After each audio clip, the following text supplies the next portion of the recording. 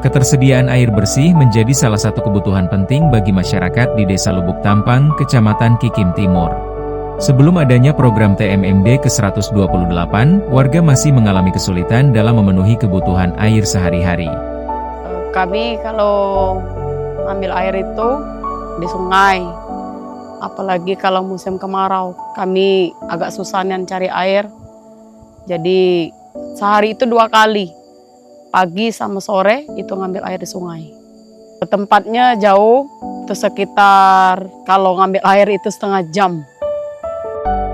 Melalui program TMMD ke-128, kebutuhan tersebut mulai terpenuhi dengan pembangunan sumur bor di lingkungan warga.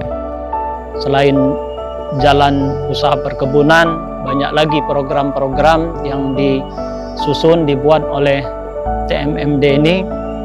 Ya, salah satunya juga ada pengadaan air bersih, juga ada pembuatan poskamling, ada juga rehab rumah. Kehadiran sumur bor ini memberikan kemudahan bagi masyarakat dalam memenuhi kebutuhan air bersih, sekaligus meningkatkan kualitas hidup warga.